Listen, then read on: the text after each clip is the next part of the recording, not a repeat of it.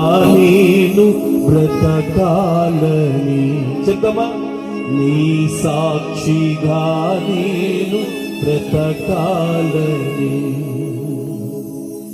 యేసు రాజా నీ మహిమ నాలో ఉండని. యేసు రాజా నీ కొరకు నన్నే బ్రతుకని. యేసు రాజా నీ మహిమ నాలో ఉండని. యేసు రాజా నీ కొరకు నన్నే బ్రతుకని.